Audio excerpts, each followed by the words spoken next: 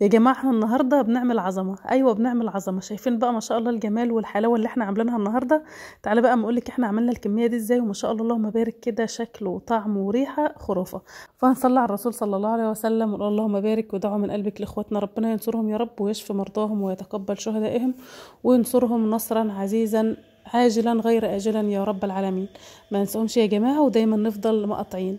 زي ما انتم شايفين بقى الكميات عندنا النهاردة تحفة، قلبنا المطبخ مطعم. جبت بقى صينية كبيرة كده ما شاء الله زي ما انتم شايفين، وحطيت فوقيها 10 كيلو من اللحمة المفرومة فرمينها وش واحد. ما شاء الله زي ما انتم شايفين كده اللحمة بتاعتنا زي الورد. هنضيف عليها شوية اضافات من مطبخك هتطعمها وتنكهها وتخلي طعمها خطير جدا. على 10 كيلو دول انا هضيف يعني قولي نص كوباية من الفلفل الاسود، نص كوباية وشيل منها معلقة. وكمان هضيف نص كوباية من بهارات الحواوشي، وكمان هضيف عليها ربع كوباية بس او معلقتين كبار من الكزبرة المطحونة. وبالنسبة للملح فتقريبا ضفنا كوباية. خلاص. بعد كده معايا بقدونس اخضر، بصوا مقطعاه بالسكينه ناعم خالص. استخدمت لكل كيلو لحمه 10 ربطات من البقدونس الاخضر. معايا هنا بقى الكبه العجيبه. الكبه دي يا جماعه انتوا ما شاء الله شايفين حلقات الاطعام اللي انا بعملها، بصراحه هي اللي ايدينا ورجلنا في الاطعام. بنفرم عليها بصل، بنفرم عليها خضره، بنفرم عليها فلفل، بنفرم عليها فراخ كمان. يعني ما شاء الله حاجه كويسه جدا. الكبه دي انا هسيب لكم الرابط اللي انا اشتريتها منه في الكومنتات علشان خاطر لو حابه تطلبيها، بجد مش هتندمي اطلاقا انك جبتي الكبه دي. الكبه دي يا جماعه زي ما انتم شايفين نوعها اتش بي. احنا فرمنا عليها البصل ما شاء الله، فرمنا عليها 8 كيلو من البصل، ولا الموتور بتاعها سخن ولا اتأثرت اصلا. واول فرمه زي اخر فرمه ما شاء الله زي ما انتم شايفين نعمناه.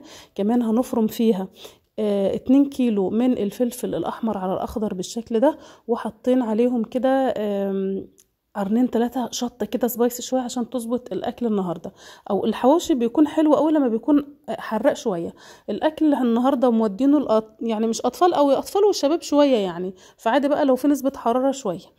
فرمنا الفلفل على طول بقى هاخده على اللحمه بعد ما ضفنا عليها كميه البصل.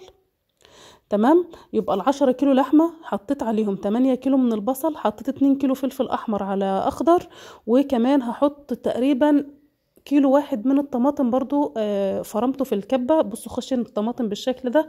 وهبدا بقى اخد الكميه الجميله اللي معانا دي كده ودعك او عجن، ألمها كلها مع بعضها من الآخر وأقلب كل المكونات مع بعضها. بصوا بقى أنا هقلب براحتي علشان خاطر أتأكد بس إن كل المكونات اتجانست ودخلت مع بعضها. وفي اليوم ده يا جماعة احنا اللحمة دي أنا جهزتها من بالليل. ليه بجهز اللحمه من بالليل؟ علشان خاطر تتبل كويس قوي. بصوا التتبيله دي انا بعتبر تتبيله اللحوم او تتبيل الفراخ مرحله من مرحله السوا. يعني لا انت ما بتتبلي الحاجه كويس وبتسيبها وقت كافي في التتبيله ما بتاخدش معاكي وقت سوا كتير، وبيكون نكهتها وطعمها ألذ كتير. بعد كده هبدأ بقى ان انا احطها في طبق واحطها في التلاجة. احنا ما شاء الله حطيتها في طبقين كبار كده وحطيتها في التلاجة. تاني يوم الصبح احنا طبعا كنا مبيتين على فرن العيش ان احنا عايزين عيش حواوشي، فمش بيسويه قوي، بيطلع الرغيف ابيض بالشكل ده كده، وصغر لنا حجمه شوية بس اللقمة تخينة يعني ظبطوا بصراحة. الرغيف ما شاء الله العيش كله اتفتح معانا بصراحة، ما كانش فيهم ولا رغيف وحش، تسلم ايد اللي عمله. بس بصراحة كده الحجم بتاع الرغيف كان عايز يكبر شوية. احنا كنا ناويين نطلع لكل فرد 3 أرغفة، فلما لقينا العيش صغير لا قلنا خلاص هنطلع لكل شخص 4 أرغفة. علشان خاطر بقى بصوا احنا الكمية ما شاء الله قدامنا كبيرة. علشان ايدنا بقى ما تخناش ويطلع وزن اللحمه في كل الارغفه واحده علشان ما حدش يتظلم. احنا قلنا هنوزن اللحمه، وزننا قطعه اللحمه اللي هتدخل في الرغيف يعني تقريبا كده 74 جرام، قولي 75 جرام. وبدانا بقى نحطها في العيش بعد ما تفتح بالشكل ده. طبعا انتوا عارفين يوم الاطعام بكون انا واصحابي وما شاء الله كده اللمه بتكون حلوه وبنساعد بعض يعني، فالاكل ما بياخدش مننا وقت كتير غير المحشي طبعا يعني. فالمهم بدأنا بقى نحشي العيش.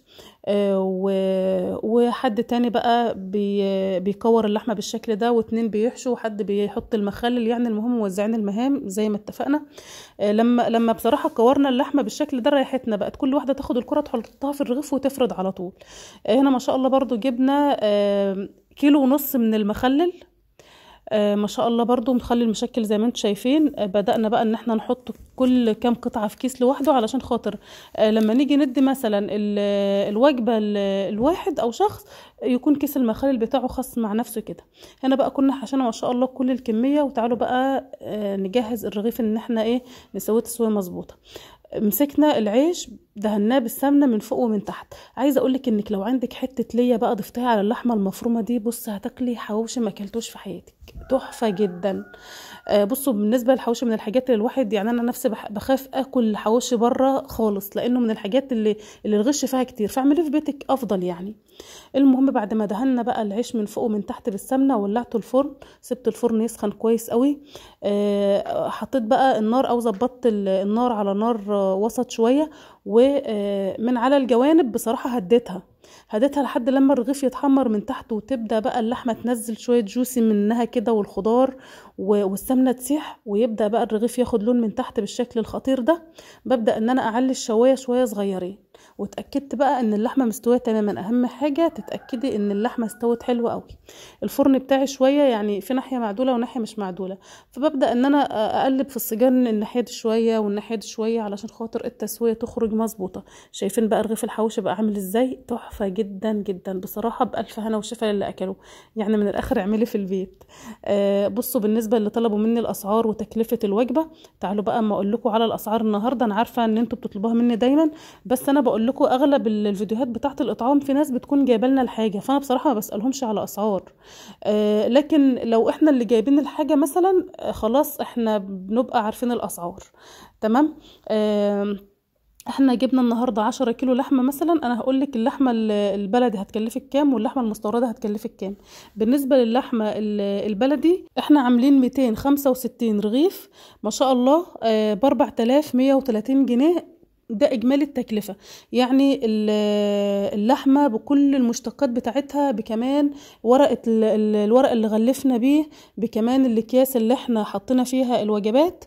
فما شاء الله 4130 جنيه ده البلدي. طب بالنسبه لو هتستخدمي مثلا لحمه مستورده برازيلي طبعا او اي نوع نضيف، هتكلفك 3030 جنيه. تمام. علشان خاطر بس اللي بيسألوني على التكلفة. ما شاء الله احنا عملنا لكل شخص 4 أرغفة من الأرغفة دي. بصراحة 4 أرغفة مناسبة جدا يعني. واحنا واقفين الولاد كلوا، في منهم اللي خلص الأرغفة بتاعته، وفي منهم اللي أكل 3 وبقى 1، أو أكل 2 وبقى 1، كل واحد على ايه حسب وجبته. بس احنا بصراحة بنحب لما بنودي وجبة نحب ان هي تكون مشبعة، يعني اللي ياكل ويشبع، لأنه خلاص هو معتمد على الوجبة دي طول اليوم يعني. فبكده نكون وصلنا لنهاية حلقتنا. اتمنى ان انا اكون فدتكم النهارده حتى لو افاده بسيطه. وطبعا ما تنسوش بقى الكومنتات بتاعتكم، وشير الحلقه على قد ما تقدري علشان خاطر الكل يستفيد. واترككم في رعايه الله، مع لقاء تاني ومع